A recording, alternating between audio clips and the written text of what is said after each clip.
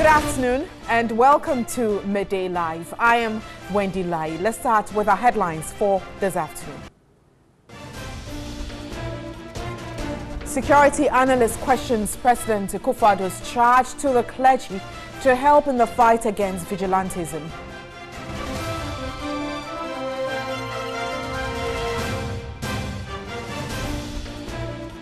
Gender activists call for strict enforcement of laws to prevent child trafficking.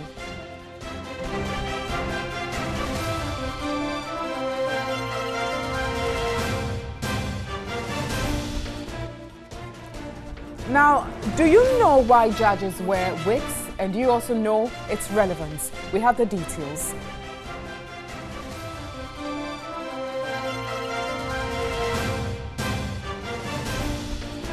And later on in the bulletin for the international news, President Donald Trump has again traded barbs with North Korea shortly before offering to mediate in the heated regional dispute. We have these, including sports and some more stories coming up shortly. Do stick and stay with us. Let's start with our stories now. And President Akufo-Addo has been speaking about vigilantism and he's charged members of the clergy to help government in the fight against vigilantism. Speaking at the Trinity Theological Seminary on Saturday, President Akufo-Addo says unlike other leaders who looked on for the menace of vigilantism to become a canker, he will do all within his power to solve it. Christian theological education is of no use if it cannot be translated into a system of moral recovery and practice. I entreat you to speak out against the ills of our nation and join government's fight against them. Corruption, social and economic injustice, crime, the illegal mining menace popularly referred to as galamsey, and the new phenomenon of vigilantism. As I indicated earlier this week, in my meeting with the National House of Chiefs, I will do everything in my power to arrest this new phenomenon. I will repeat here what I told them. I will not walk the path others trod who found it convenient to turn a blind eye to the criminal misdeeds of their followers and took no action as it would displease them. I am walking another path, the path of making reality the principle of the rule of law, the idea of equality of every citizen before the law. Wrongdoers wear no political colors. They are just wrongdoers and will be dealt with as such. All right, so now we're going to delve more into this very issue. And this afternoon, I have been joined by Skype. I'll be speaking to Emmanuel Kutin. He is a security analyst. Good afternoon, Emmanuel, and thanks for your time. Good afternoon, and thank you for having me. First of all, what do you make of the president's call? Well, thank you. You can see from the voice of the president his honesty in trying to resolving this vigilante problem that's engulfed our country. But the honest truth is that the very members of his party that found it right creating these monster groups are rendering him very impotent to act as the chief in command. So does he sound rhetoric when he comes up with these issues over and over again?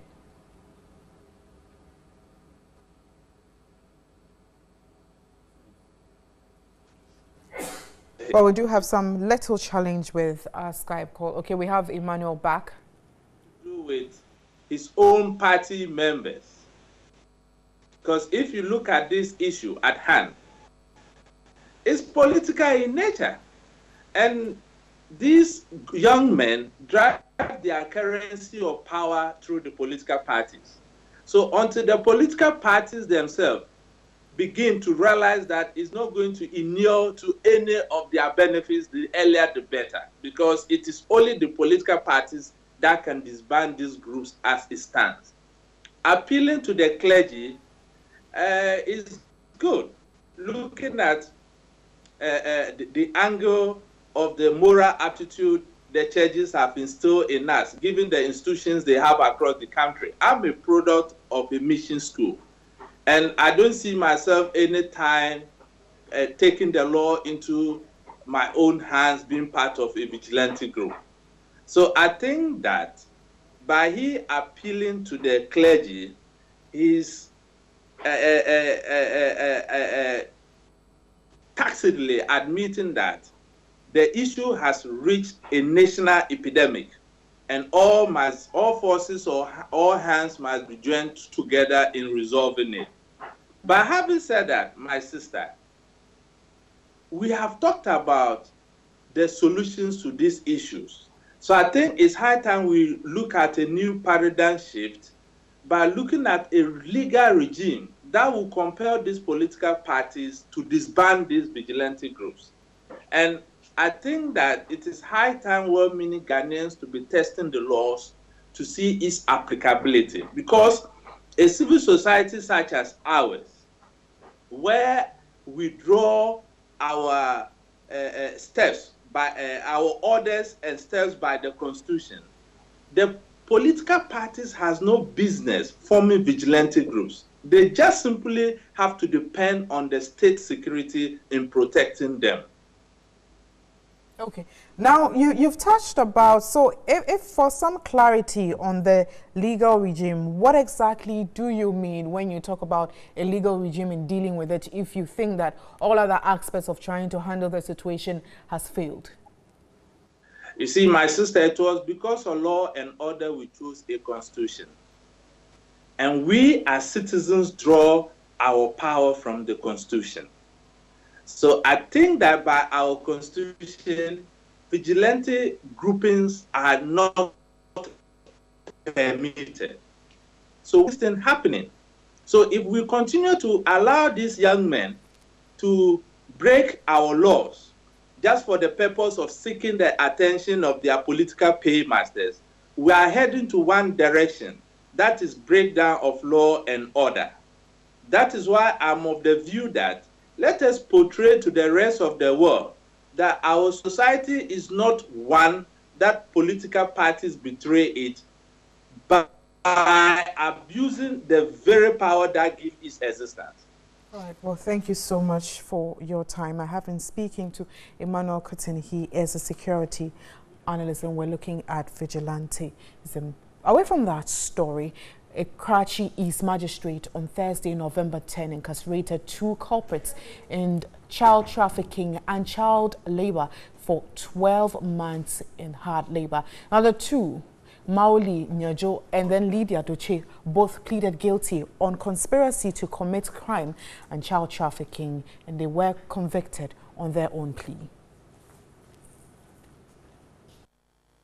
The arrest of the 2 followed a combined effort by lead agencies of the Child Protection Compact Agreement, Free the Slave, IOM, International Needs and PACODEP, a local NGO in Karachi. The convicts, Maoli Najo, the child trafficker, and Lydia Doche, mother of the victim, both pleaded guilty to 2 counts of conspiracy to commit crime to wage trafficking and child trafficking. The prosecution told the court Lydia Doche sold her 8-year-old son and the victim Gamali Adukbo into child labor on the Volta Lake at 300 cedis for 2 years. The prosecutor said Lydia, a native of Avaga Gome near Sogakope, took only 100 cedis as part payment and let go her son into slavery. The conviction is a boost in Ghana's quest to satisfy the Child Protection Compact Agreement signed with the U.S. government under the Growing Up Free project.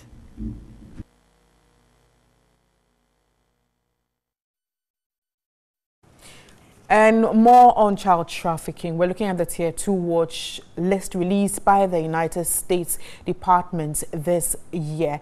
And government of Ghana, it indicated that the government of Ghana does not fully meet the minimum standards for the elimination of trafficking. However, it is making significant efforts to do so. And the government has demonstrated significant efforts during the reporting period by providing protection services to more child trafficked victims, raising awareness, developing agreements with other governments to prevent cross-border sex and labor trafficking of Ghanaian citizens, and collaborating with international NGOs and organizations to develop and begin implementation of victim identification and referral procedures and the National Action Plan.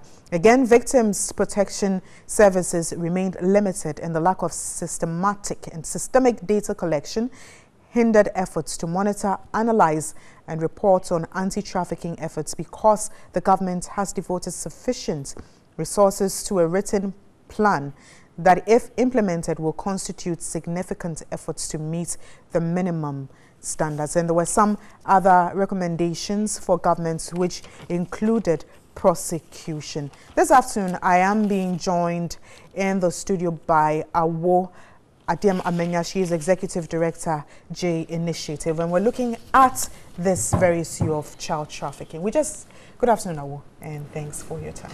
We just heard a story where we saw a mother sell her child for 300 Ghana cedis. What do you make of this? Good afternoon to your viewers. Are you shocked? Are you surprised? I am not surprised, but it's a sad situation. This is not the first time we're hearing about a thing like this. And it brings to the fore the gaps in our system in child protection.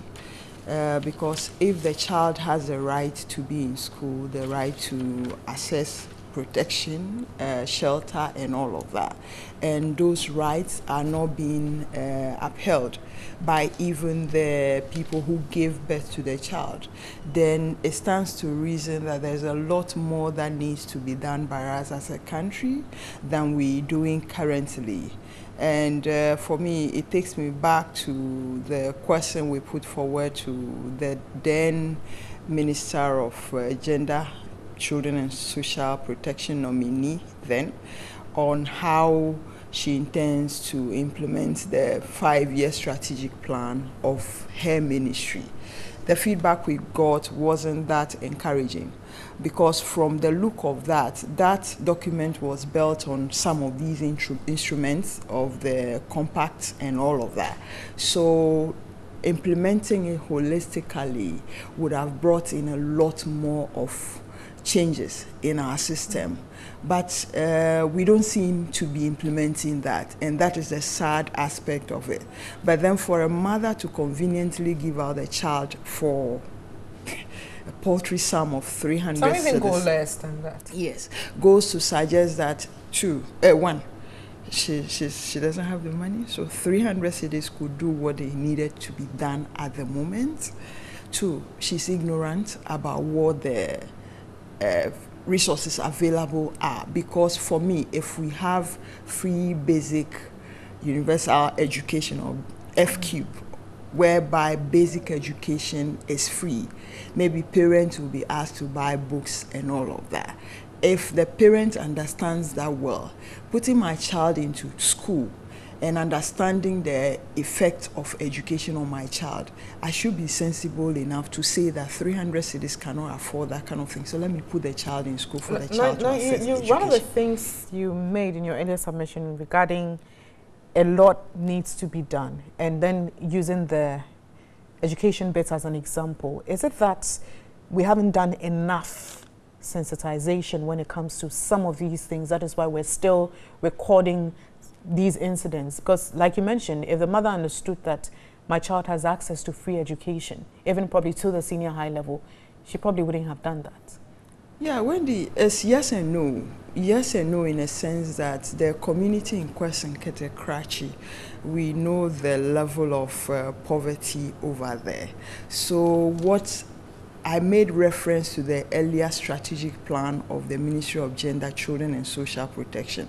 So for me, it's a social protection situation. So if mothers are made to understand, and then they ask the necessary questions there are, okay, if it's about work, what she can do, maybe there are facilities available that she could be led to access. So again, it brings it to the issue of lack of education, but not just lack of education on effect of child trafficking or child labor or child abuse, but the lack of education on facilities available for people to access. For instance, why do we have LEAP? LEAP is supposed to help people in such situations. Can we have mothers applying for LEAP to help them get out of that situation than they having to give out their children for 300 cedis or 100 cedis for that matter? So I think it's an issue of education to some extent, and it's an issue of ignorance as well, and it's an issue of poverty. Now, you've mentioned 3 critical points, but so building up on what you just said, you think that if parents are empowered to know, they probably wouldn't give out their children? I am sure that would give us 50% score in terms of prevention of such cases. And that's the role parents can play? Parents can play that role. Parents should be made, even if it's not just parents can play, parents should be made to play that role. Because, for instance, if I take the LEAP program into that community and I have parents on my list who have accessed the program, the next thing I need to do is to put in place a monitoring system to be sure that the ills they were committing in the community do not happen, because now we have given you a tool. So parents need to be made to understand those things, and then the law must also be made to bite. Because if law enforcement, the police and co are in the system, those children will not be found. I read a story about children being on the Volta Lake and scooping water out of a broken vessel, broken boat. And that does not make sense to me. That is too much of a task for a child. Some of them have witnessed people dying and all of that. And those are all abuses that children are being subjected to. And it's a sad situation for us to be on the compact and not be making extra effort to ensuring that some of these things are eliminated in our system or reduced drastically in our communities. All right, thank you so much, Awo Amenya. She's Executive Director for J Initiative when looking at child trafficking. We're grateful for your time. You're still watching Media Live, and the Chief Justice, Sophia Kufu, has directed all judges with immediate effect to wear the symbolic wigs during court sittings. Her directive is in contrast with the earlier one some 2 years ago, demanding a stop to wearing wigs. Many are asking why African judges are still wearing the accessories of their colonial masters. Is it the time to Africanize the dressing of our judges and lawyers? Saloma Menya has more on the story. Judges and lawyers started wearing wigs around 1680. For 150 years, the legal wig was usually of powdered white or grey hair. In 1822, Humphrey Ravenscroft invented a legal wig made of whitish grey horsehair that did not need frizzing, curling, perfuming or powdering. Judges as well as lawyers wear the short wigs during court sittings, but judges of the Superior Court wear the long wigs for ceremonial purposes. Many have held that Ghanaian and African judges need not wear these robes and wigs in order to perform effectively. Some have also said that these wigs and robes makes our judges look a little bit alien to our people. While some believe it is uncomfortable, others say it is unsuitable for the scorchy and hot weather of this part of the world. But is that the case? Lawyers are supposed to wear a robe fondly called advocate's gown and a collar band along with it while appearing before the judge. What are the reasons behind having a standard court dressing style? The directive by the Chief Justice Sophia Kufu instructed judges to ensure they are fully attired in robes alongside the wigs. Her Ladyship, the Chief Justice, also indicated that the new directive is aimed at eliminating what she described as creeping casualness in the judicial system. Some lawyers who spoke to us off camera said the robes can be worn, but wigs, also known as peruke, should have been done away with rather soon after the British dominance. So, why are Ghanaian judges still wearing the wigs? Justice Victor Ofoe is a Court of Appeal judge and President of the Association of Magistrates and Judges of Ghana. He disclosed that there was an earlier directive instructing judges to discontinue the use of the wigs. what I got to know was that we were suspended on experimental basis. So the Chief Justice currently instructing the wearing of the wig and gown is just reinstating something that we were doing before and which was suspended for whatever experiment to be performed. Is it colonial and would need to be done away with? He debunked assertions that the attire is meant to intimidate the public. You go to court and they'll be quoting cases, Queen's Bench 1853. Colonial. There's some uniqueness about the judges. And so why don't you enhance the uniqueness by putting on the wigs that we were wearing before? I do not see why you go to a courtroom, several parties in the courtroom, and you see judges wearing some particular uniform and gown, wig, then you say, you are afraid. Justice Victor Foy recounted the nostalgia around the wearing of the wig as a young lawyer. I was the happiest human being on earth. To find myself also wearing wig and gown, that was being worn by lawyers those days, very elderly old men lawyers. I appreciated it more that my position has changed. A retired Supreme Court judge, Justice V.C.R.A.C. Crabb, supported the maintenance of this practice, dismissing the argument of it being colonial, questioning why as a country we still speak the Queen's language. I have a very simple answer to it. Don't we also have brains? Do we have to do something because it's being done in the British? They brought it to us. We have accepted it. We are working with it. If they have given it away, does it mean we have to give it away? That line of thinking means that any time they do something in Britain, we have to do it. If they are foolish, we have to be foolish. Is that how we are going to develop? The retired Supreme Court judge said the wig has a spiritual connotation representing the judge's allegiance to God. If you look at a judge's bench wig, you will find at the top a round circle. Within that round circle, the strands are not curly, they are straight. You know why? It's supposed to represent the fire which came upon the disciples of Christ at Pentecost. That should tell you the spiritual aspect of the work of a judge. And I believe what the Chief Justice is trying to do is that every day a judge sits in court, he should be reminded that he owes some allegiance, not only to his country, but also to God. After the directive of the Chief Justice, how has judges and magistrates been complying? The news team visited the legal shop on the Ghana Law School campus where these robes and wigs are sold. Amanda Tima is the salesperson. I must say it's quite okay compared to the previous years. This year they've really been buying, and I personally heard the news that was last week ago. But since then, yesterday for instance, a lady came here and asked for the price. A gentleman came this morning and bought one. So it's making the market booming very well. Clearly, the wigs will simply not go away anytime soon, as an earlier effort to do away with it did not achieve the needed results. That was Saloma Menya's story.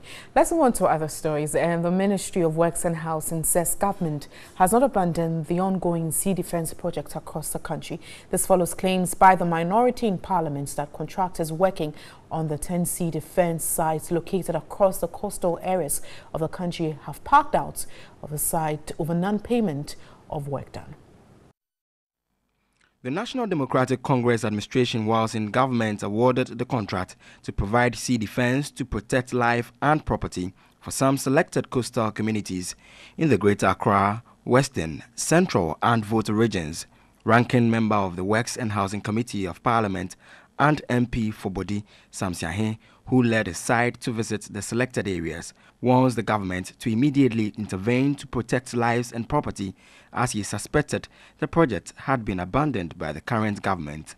But Deputy Minister for Works and Housing, Eugene Boachi Entry, says the Finance Ministry has already released an amount in excess of 53,000 cedis as payment to contractors for the work. Some of the contractors are not on site because they have completed their work and moving the equipment to other sites and places, and this cannot be deemed a desertion of projects by contractors. He also indicated that although management of coastal lands is capital intensive, government is committed to doing all it can to protect the 550 kilometers coastal lands. The Finance Minister will be reading the budget next week.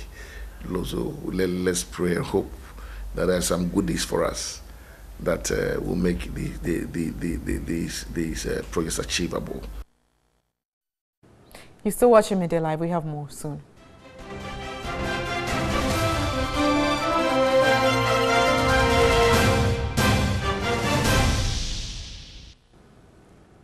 Thanks for staying. You're still watching Midday Live. Damaged metal railings continue to pose danger to both motorists and pedestrians. While some have been knocked off by drivers, others have been stolen by miscreants. But the Department of Urban Roads say the rate at which the damages occur puts a strain on their budget. Evelyn Tingma has more. From the N1 highway to the Tetekwashi runabout in Accra, several metal railings have been damaged and left unattended. These metal railings are usually mounted to serve as a protection to both the motorist and the pedestrian. But a drive-through town, you will find that a lot of them have been damaged by some drivers, posing danger to these same drivers. As you can see, this is so close to the road such that if you are not careful as a driver, you may find yourself wandering. Because most of the railings there have been damaged and in some instances removed, some pedestrians have resorted to crossing the road instead of using the footbridge. Most of these damaged railings have been left unattended for months and years. But the Department of Urban Roads, the agency in charge of repairing such facilities, said they have not turned a blind eye to them. We have the personnel, we have the, but at times we delay because maybe contractors, it takes some time all over Ghana to see some of these things that have been damaged. But once we see them and they are very critical, we make sure that we repair them. Per the traffic regulations, persons or drivers who damage state property, be it traffic light, metal railings or street lights, is supposed to replace it while being pursued in court if the need be. But Deputy Director at the Department of Urban Roads explains, more often than not, the drivers go unpunished because most of the accidents are not reported to the police. They hit it at times in the night and they just run away. We are proactive, but it's also overwhelming. We have budget, and when it becomes overwhelming to funding, it's also another point. And we can't match the rate that they are knocked down. You understand? At times our budget cannot even meet that. The National Road Safety Commission, though agreed the damages pose dangers, said it is helpless. We will have lesser of those concerns. At this point, we can only address these difficulties by notifying the relevant road agencies so that they take appropriate steps. It is not within our mandate.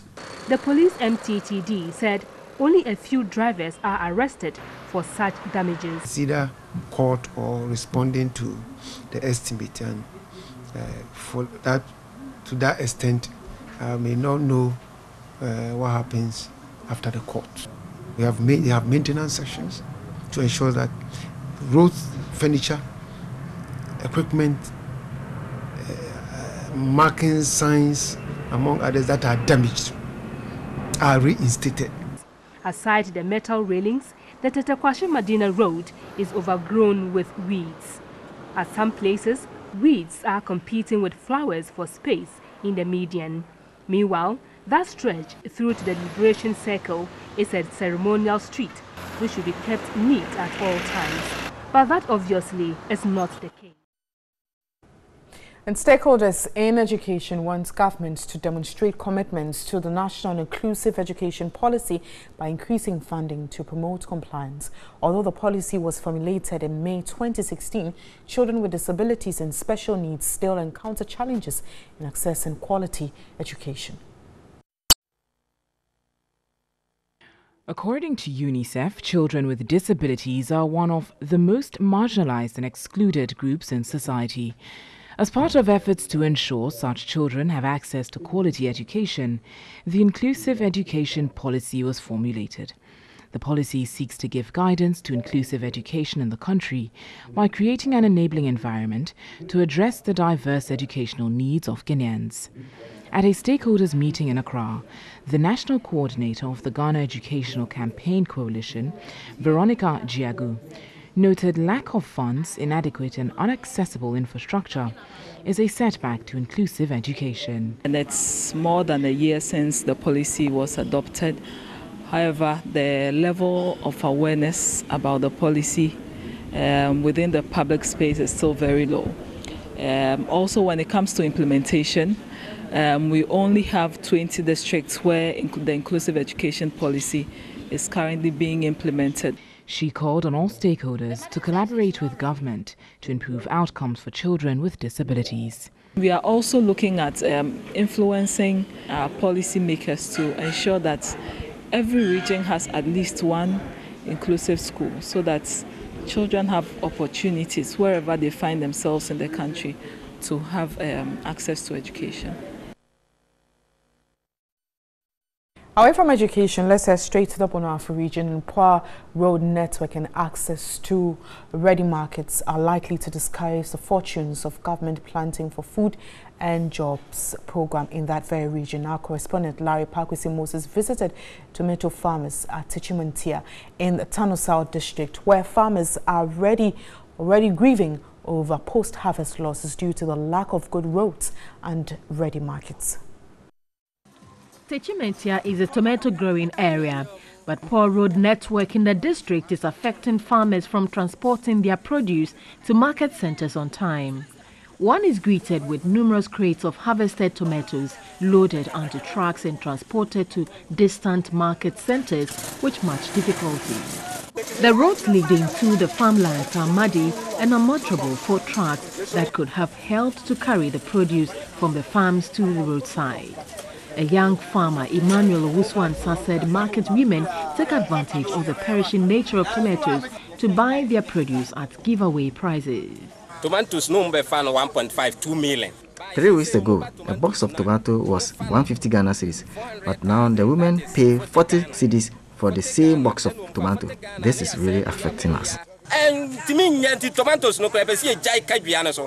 Tano South District Chief Executive Collins Ofinam Techi said there are plans to set up some agro-based industries and called on investors to take advantage of the opportunity to invest in some of the projects. This opportunity, telling all the investors, those who are interested in processing tomato into puree or any other material that you can use in future, we have down in abundance here.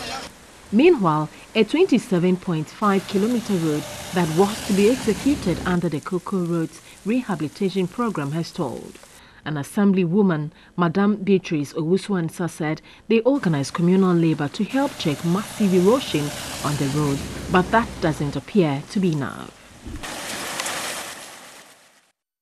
In other news, the Gaming Commission of Ghana has confiscated and destroyed over 1,500 slot machines at the Sawam landfill site in the eastern region. The commission says it will start arresting and prosecuting any gaming operator who fails to register with the Gaming Commission. A report by Frederick Clarence Williams. The Gaming Commission in recent times has received public backlash following activities of illegal operators, indiscriminate sighting of slot machines and a surge in gambling activities. According to the Gaming Commission, slot machines and other gaming equipment widely known as jackpots are to be registered and licensed. By law, they are to be placed within registered premises of gaming centers. Last month, the task force, together with the police, confiscated over 1,500 slot machines. According to the Gaming Commission, it is mandated to destroy and confiscate equipment at its disposal for more than 1 month. The Commission destroyed over 1,500 confiscated slot machines at Nswam landfill site in the eastern region. The Gaming Commission is raising the standard of gaming in this country. By so doing, we are cracking down on all illegal operations in Ghana. We're going everywhere. You know, we're not leaving any stone unturned. Going around where the penalties, prosecutions going to come on, and a lot more of that. Commissioner Peter Mriku said the exercise will be sustained to strengthen its monitoring and regulatory role to ensure the gaming industry meets international standards. He said the Commission would step up efforts to clamp down on unregistered centers and prevent children from engaging in the business. These machines are not used anywhere. These are analog machines.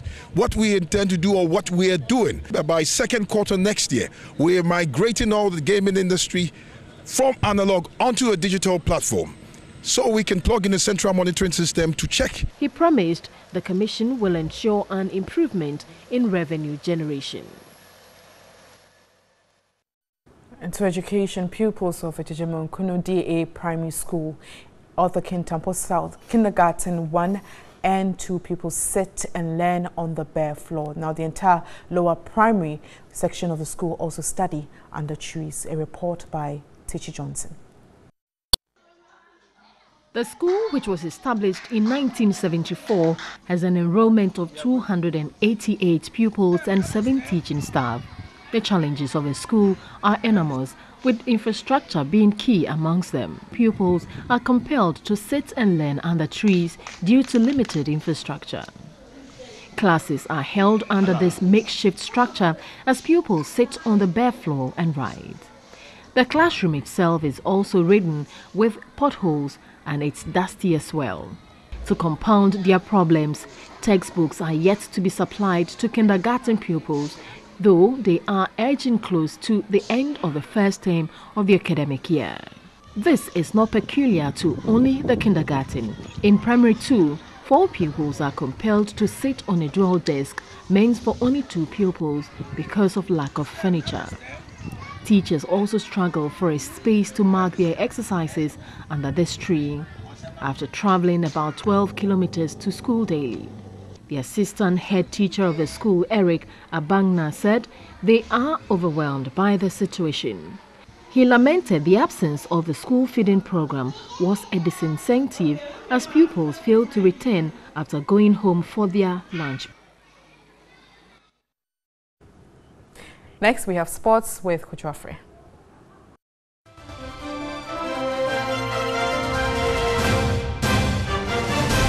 Let's do international news now, and we focus on President Donald Trump, who has again traded barbs with North Korea shortly before offering to mediate in a heated regional dispute. He took to Twitter to complain he would never call North Korean leader short and fat.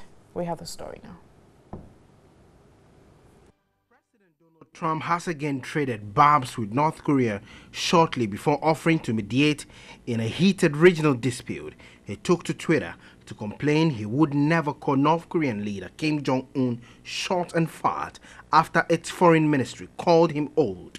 This was one of the series of remarks he made on social media before volunteering his services over maritime claims in the South China Sea. He said, "I am a very good mediator. China, Vietnam, the Philippines, Taiwan, Malaysia and Brunei all have competing claims to territory in the South China Sea. Mr. Trump's own dispute with North Korea continues to escalate, at least in the insults traded across Twitter and in official statement. On Saturday, North Korea denounced Mr. Trump's Asia trip, calling it a warmonger's visit, and again described the president as a dotard, a centuries-old insult for an elderly person. Mr. Trump responded with a passive-aggressive tweet suggesting he would never call Mr. Kim was short and fat and complaining, "Oh well, I try so hard to be his friend and maybe someday that will happen." Spanish Prime Minister Mariano Rajoy will visit Catalonia for the first time since he imposed direct rule on the northeastern region a fortnight ago. He's also called regional elections for December and will address a campaign meeting of his centre-right party. Some 750,000 people protested in Barcelona on Saturday night against the detention of Catalan leaders. Several figures were held after the Catalan government made a unilateral declaration of independence. Next, we have entertainment. And to settle all rumors and controversies surrounding her pregnancy and birth, screen goddess Yvonne Nelson has released some fascinating pictures of her pregnancy shoot on her social media platforms. The actress, who was reported to have given birth a fortnight ago, kept silence throughout her pregnancy period, even though it became the talk of town. After reports of her delivery, some fans of hers were still in doubt as they never saw her pregnancy pictures on any other Monday star. However, to put all rumors to rest, the actress released her pregnancy pictures early this morning as she graced the cover of Nigeria's Wow magazine as she marks her birthday. In her interview with the magazine, Yvonne talks about her interesting journey to childbirth, her baby daddy, and all the transformation motherhood comes with.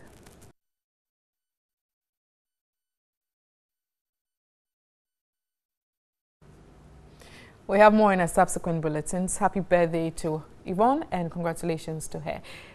That's all for now. My name is Wendy Lai. Enjoy the rest of our programs, but News 360 is at 7. Thanks for watching.